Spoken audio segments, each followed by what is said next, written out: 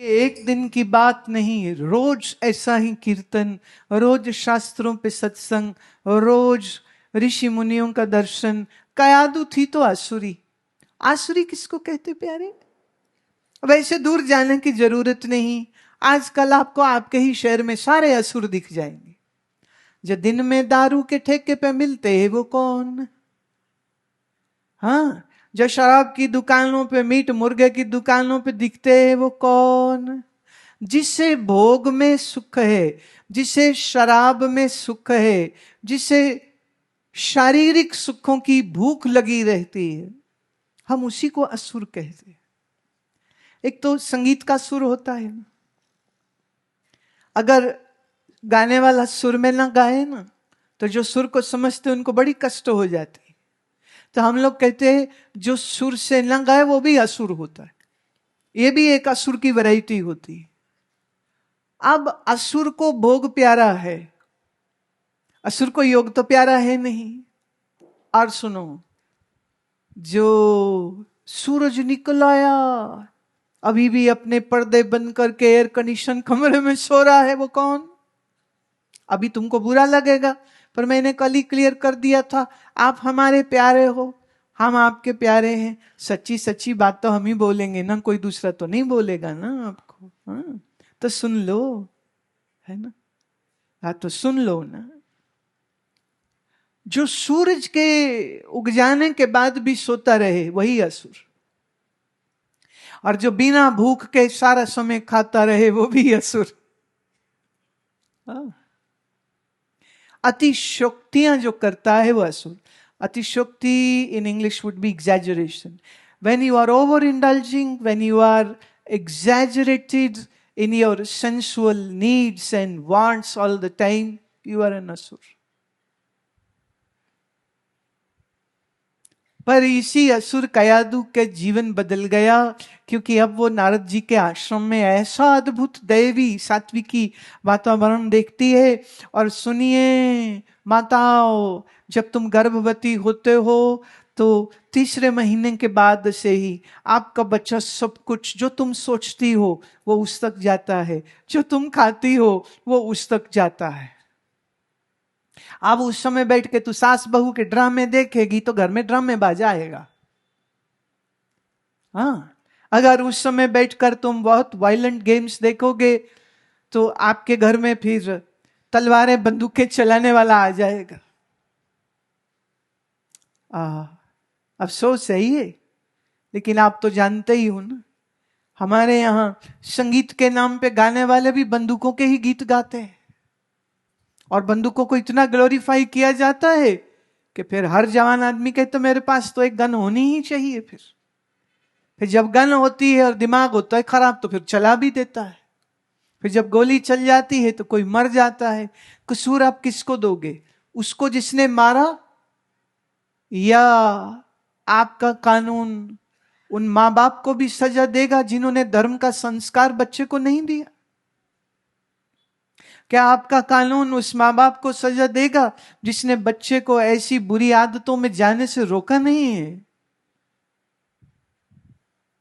अभी यहां आने से कोई 2 दिन पहले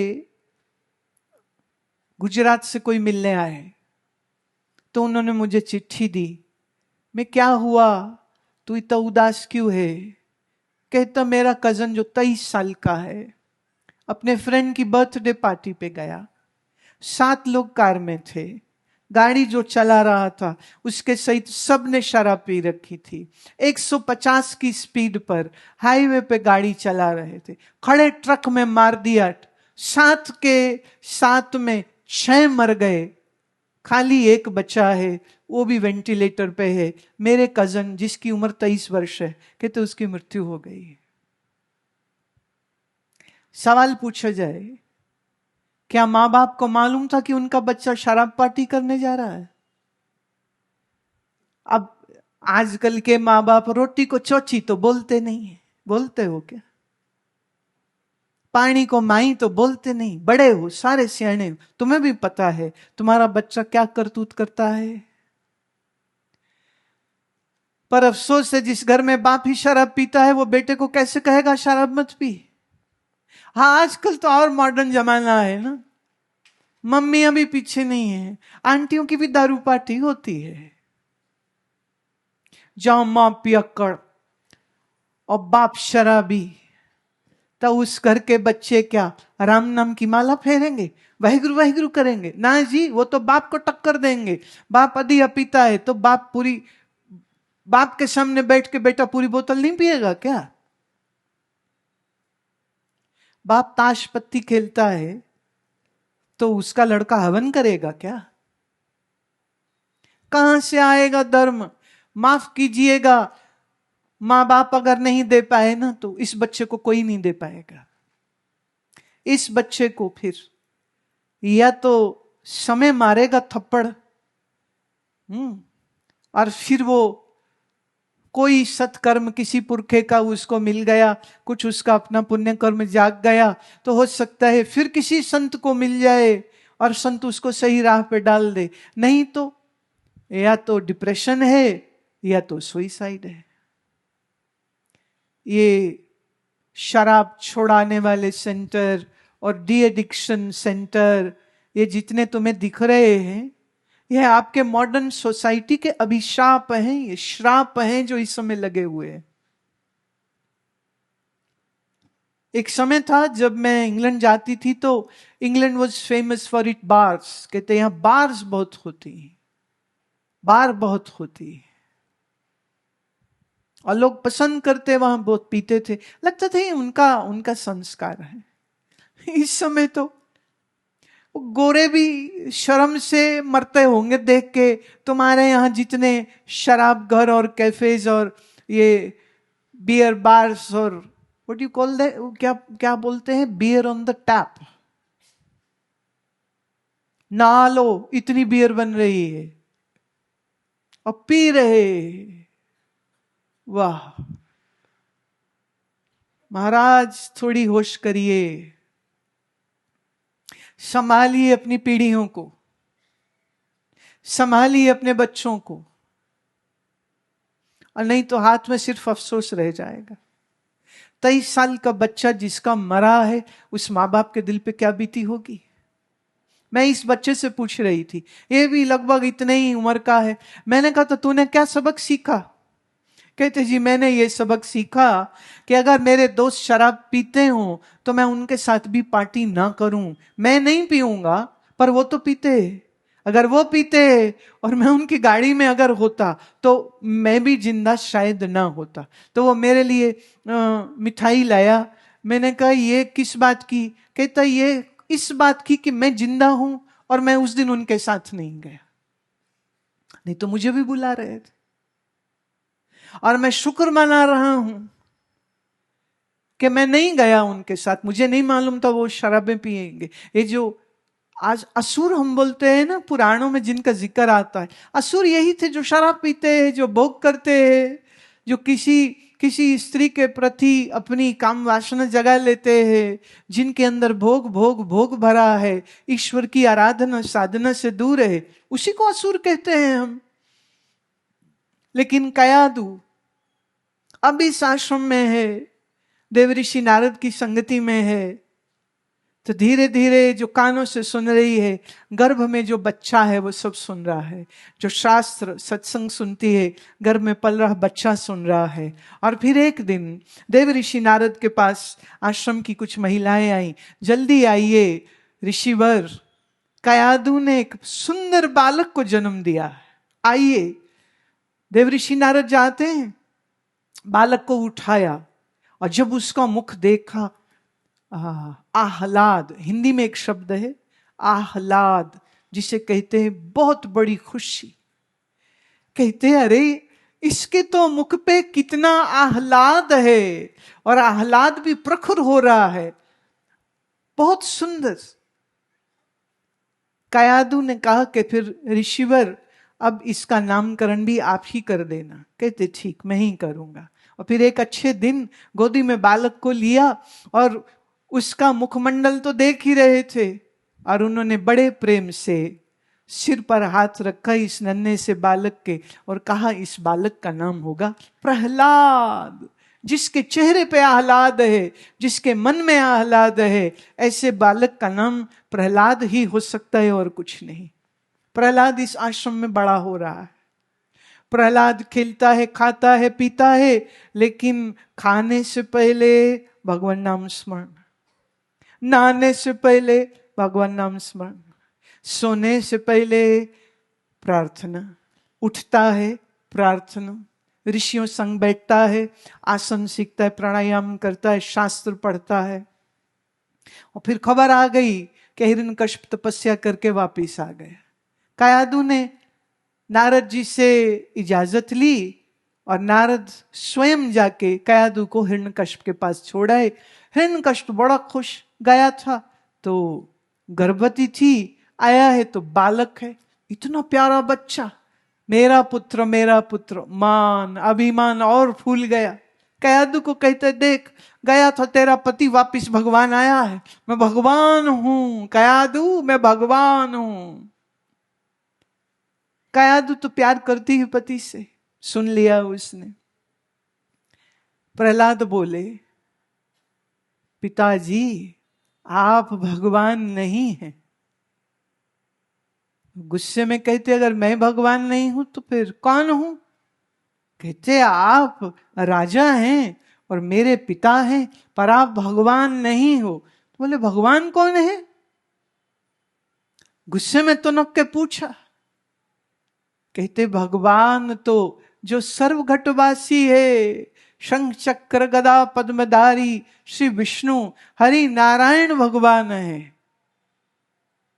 अपने ही पुत्र के एक झापड़ मार दिया। कायादू को गाली देता है, ये क्या सिखाया मेरे बेटे को, ठीक करो इसका दिमाग। और भेज दिया, भेजो इसको शिक्षक के पास भेजो, गुरुकुल में भेजो, वही समझाएंगे इसको कि मैं कौन हूं। प्रहलाद अभी मिले ही है पिता से, तो पिता ने तो अलग कर दिया। अब वहां पर पढ़ाई लिखाई सब होगी, अब राजकुमार है, तो आदर मान सत्कार शिक्षकों ने दिया। और वहां वो पढ़ाते हैं कि हिरण्यकश्यप हमारे राजा महाराज जो है वो भगवान है। प्रहलाद अपने शिक्षक को भी कहते, नहीं वो भगवान नहीं है। कहते, कौन है? बोले, जो विष्णु है, नारायण है, वही भगवान है। तो फिर शिक्षक को भी गुस्सा आ गया, तो उनने कहा कि तू सुधर जा, नहीं तो तुझे बड़ा दंड दूंगा मैं। प्रहलाद चुप हो गए। फिर कुछ दिन तो कुछ ना बोले, पर धीरे धीरे सब बालकों ने देखा, ये जब देखो पेड़ों के छाया में झुरमुट में जाके कहीं बैठ जाता है, क्या करते हो क्या करते हो।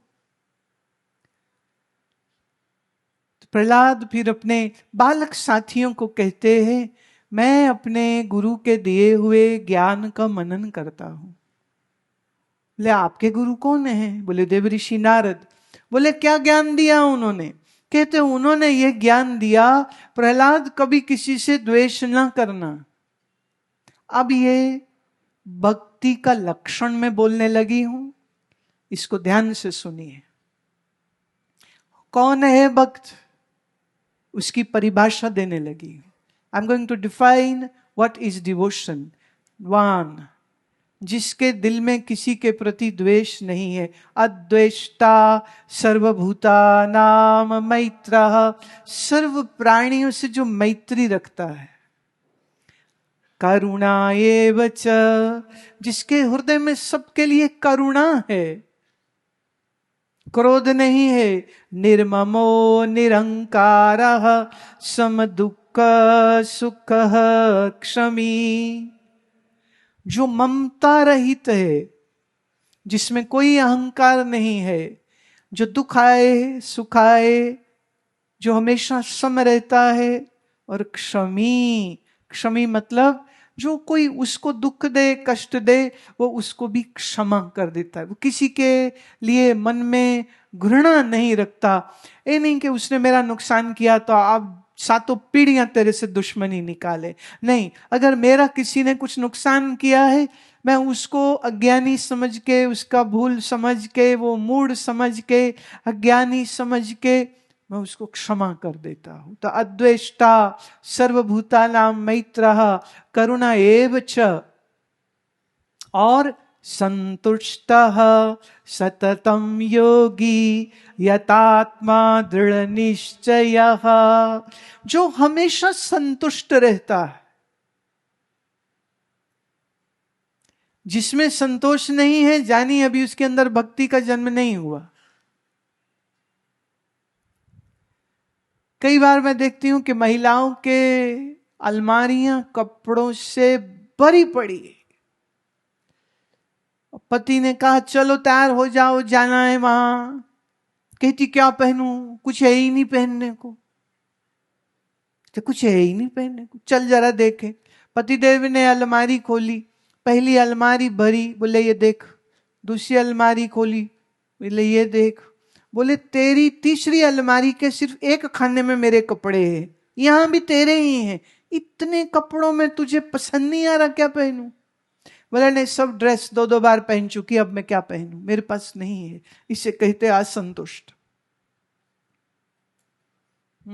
चाहिए नहीं पर फिर भी खरीदारी चलती। अभी देखो ना, अभी लोगों ने अक्षय तृतीया पे शॉपिंग करे, नवरात्रि आई शॉपिंग करे, दिवाली आई शॉपिंग करे।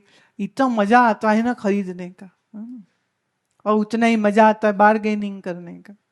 और तुम्हारी अखबारें भरी होती हैं, आइए आइए आइए, बम्पर सेल, फेस्टिवल, डिस्काउंट, ले लो ले लो। और तुम भी पहुंच गए थैले लेके, दे दो दे दो। आजकल तो और भी आसान हो गया, क्रेडिट कार्ड होता है, माने उधार का कार्ड, लेते जाओ, स्वाइप करो खरीदो, स्वाइप करो खरीदो। पतिदेव को तो पता तब चलेगा ना जब बैंक स्टेटमेंट आएगा, तब। जब तक स्टेटमेंट ही नहीं आया पता कहां से चलेगा। अब वो स्वाइपिंग चल रही है, अब ये भी है, और फिर वो ऑनलाइन शॉपिंग वो एक अलग से चलती है। आज ये खरीदो, फिर पसंद नहीं आया वापस करो, फिर नया लो, फिर नया लो, फिर नया लो। ये जो असंतोष है, ये इसलिए है क्योंकि अभी हृदय में भक्ति नहीं है। ये बड़ी खतरनाक बात है जो मैं बोल रही हूं, क्योंकि माथे तिलक लगाया, गले में ऐसे माला पहनी, हम भगत हो गए। ऐडा भी एहसान नहीं प्यारे, इतना भी एहसान नहीं। माला टूट जाएगी, तिलक निकल जाएगा। तुम्हारे जो भी धर्म का चिन्ह है वो परमानेंट थोड़े ना है। तो आपका धर्म क्या आपके लिबास में है सिर्फ? क्या ड्रेस पहनी इसे हम धार्मिक हो गए? मेरे प्यारे, आप धर्म का एक चिन्ह ना लगाओ अपने ऊपर, पर अगर दिल में तुम्हारे संतोष है और ईश्वर से प्रेम है, मेरी दृष्टि में तुम भक्त हो। फिर